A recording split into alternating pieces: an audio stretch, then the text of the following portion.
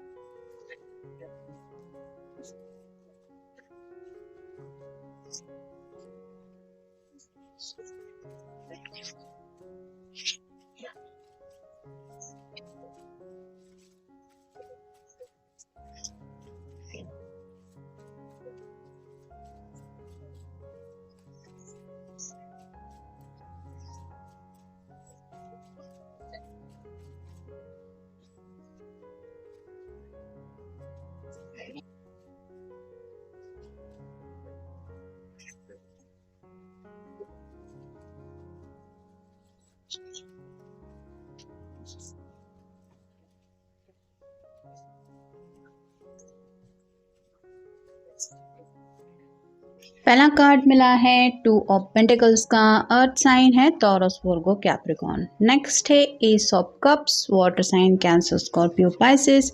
फिर है page of cups, again water sign. फिर है eight of cups, again water sign.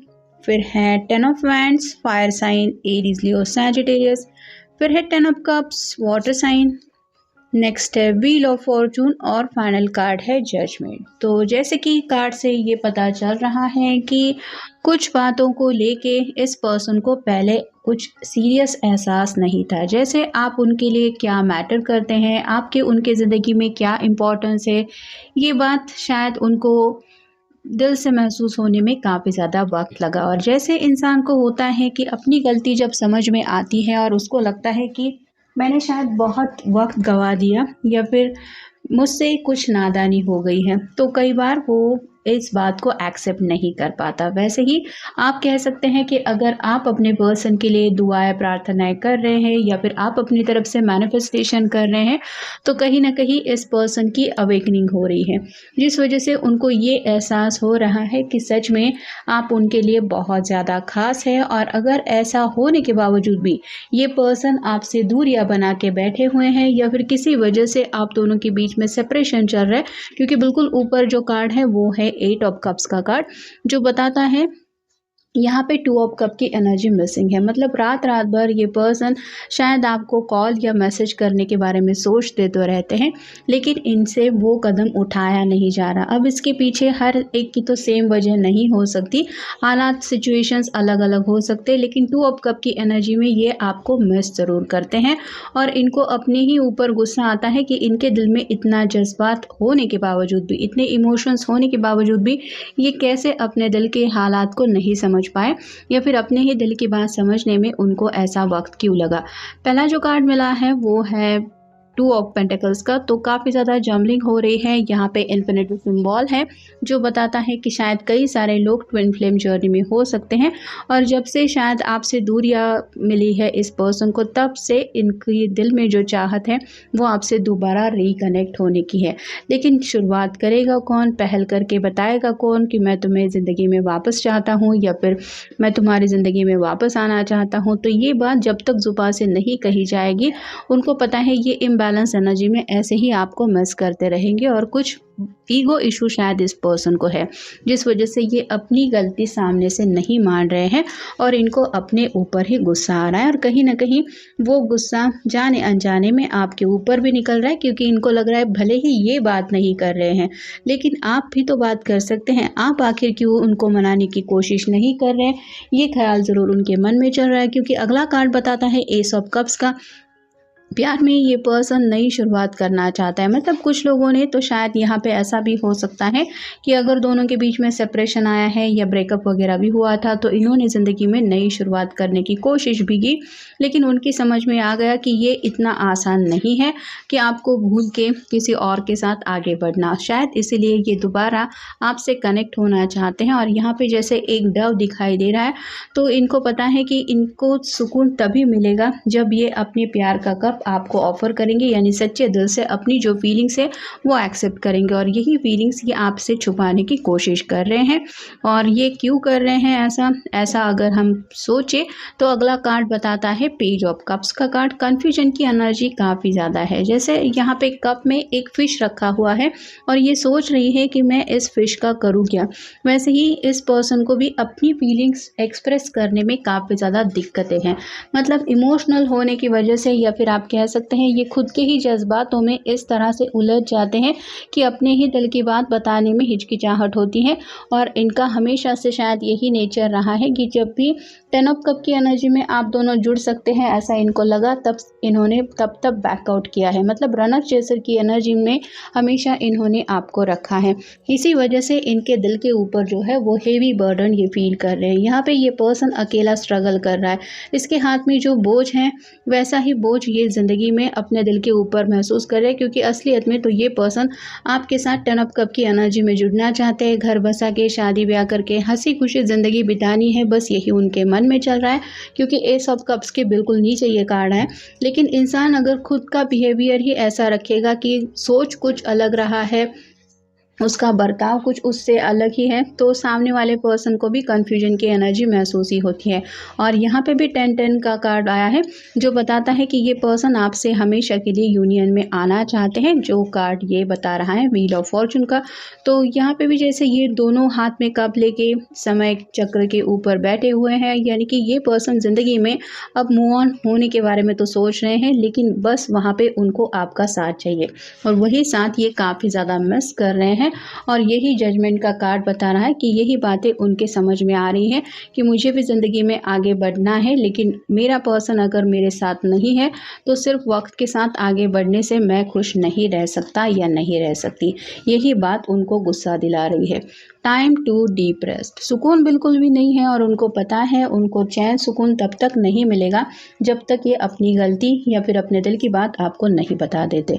फिर है ट्रिगर्ड। आपके साथ बिताए हुए पल उनको याद आ रहे हैं किसी किसी के साथ। तो शायद ये भी हो रहा है कि आप दोनों के बीच में अगर ब्रेकअप हुआ है या फिर लंबा सेपरेशन हुआ है, तो वो मेमोरीज उनको याद आती हैं और वो लम्हे सताते हैं कि ऐसा मैंने कैसे होने दिया, या फिर मैं मिटा सकता था इन दूरियों को, लेकिन मैंने कोशिश क्यों नहीं की।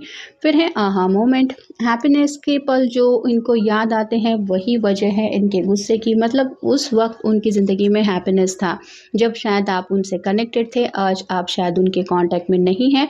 और जब ये एहसास फील करते हैं कि आज ये बिल्कुल अकेले पड़ चुके हैं, इनकी ज़िंदगी में प्यार की पूरी तरह से कमी है। यहाँ पे भी ये पर्सन पेज ऑफ कप की एनर्जी में अकेला है, 8 ऑफ कप की एनर्जी में भी अकेला है। तो लोनलीनेस की वजह से वो सुकून भरे पल उनको और ज़्यादा तड़पाते हैं कि ये सभी मुझे मिला था और मैंने ये सब अपनी नादानी की वजह से गंवा दिया। फिर है योर स्टोरीज।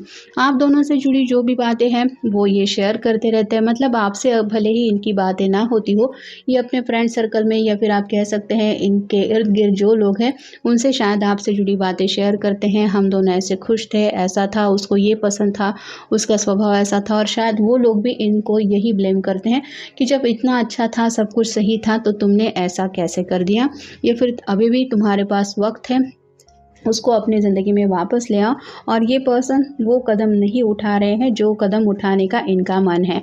फिर है रिन्यूअल। रिश्ते में एक नई शुरुआत करना चाहते हैं। मतलब अगर दोनों के बीच में सेपरेशन है, अगर दोनों ने डिसाइड किया था कि आगे से हम दोनों एक दूसरे के कांटेक्ट में नहीं रहेंगे, और ये कहना अगर सिर्फ और सिर्फ इस पर्सन का खुद का था, तो अब इनकी समझ में नहीं आ रहा कि मैं कौन सी ज़ुबान से अपने पर्सन को कहूँ कि मैं इस रिश्ते में तुम्हारे साथ दोबारा एक नई शुरुआत करना चाहता हूँ। फिर है विड्रॉल। इस पर्सन को ऐसा लग रहा है प्रेजेंट मोमेंट में कि जैसे आप अगर उनकी ज़िंदगी में नहीं तो बाकी किसी चीज़ में कुछ इंटरेस्ट ही नहीं। तो फिलहाल तो काफ़ी ज़्यादा अकेलेपन की एनर्जी की वजह से ये शायद मिलजुल भी लोगों से कम रहे हैं, और साथ ही साथ इनको ऐसा लग रहा है कि ज़िंदगी का मकसद ही जैसे काफ़ी कुछ बदल गया है। किसी भी चीज़ में इनका मन बिल्कुल भी नहीं लग रहा। फिर है परफेक्ट टाइम। सोच तो ज़रूर रहे हैं ये आपसे कांटेक्ट करने के लिए, लेकिन थोड़ा-सा ईगो का प्रॉब्लम है या फिर इमोशनल स्ट्रगल इनका खुद का चल रहा है, जिस वजह से इनको लग रहा है कि परफेक्ट टाइम जब मुझे लगेगा तब मैं बात करूँगा या करूँगी। और आपको तो पता ही है कि परफेक्ट टाइम का इंतज़ार करते-करते वक़्त हमें कहाँ से कहाँ ले जाएगा ये हमें खुद नहीं पता होता। और जब ये बीते लम्हों के बारे में सोचते हैं तो इनको समझ में आता है कि वो लम्हे तो ये ऑलरेडी जी चुके हैं, और प्रेज़ेंट में जब ये महसूस करते हैं कि आप दोनों के बीच में अभी भी फ़िलहाल दूरियाँ ही हैं और ये खुद परफेक्ट टाइमिंग का इंतज़ार कर रहे हैं, ऐसा वक़्त जो कब आएगा ये इनको खुद पता नहीं, तो अपने ऊपर ही इनका गुस्सा निकल जाता है, क्योंकि इनको पता है कि ये सिर्फ़ हालात चेंज होने का इंतज़ार कर रहे हैं, अपनी तरफ से कोई कोशिश नहीं कर रहे हैं। और फाइनल कार्ड है नीड फॉर ऑनेस्टी। तो अपने दिल की जो सच्चाई है, मतलब आपके बिना अगर ये ज़िंदगी में खुश नहीं है, तो वो बातें इनको आपको बता देनी चाहिए, तब जाके कहीं आपको पता चलेगा कि हाँ, सच में आप इनको, मतलब ये पर्सन आपको मिस करते हैं, या फिर जो कुछ भी हुआ उसके लिए ये पर्सन दिल से सॉरी है, या फिर जो भी हालात है उसको बस ये रिवील भी कर दें आपके सामने, तो भी आप समझ जाएँगे कि इनकी हालत क्या है। और यही हालत वो आपको ना तो समझाने की कोशिश कर रहे हैं, और उन्हें लग रहा है कि आप भी उनकी हालत कैसी है, वो कैसे है, ठीक है कि नहीं, उनका ज़िंदगी में क्या चल रहा है, ये भी जानने की कोशिश अपनी तरफ से नहीं कर रहे हैं। और ये ख़्याल है उनको डिस्टर्ब कर रहा है कि आखिर आप ऐसा बिहेव क्यों कर रहे हैं।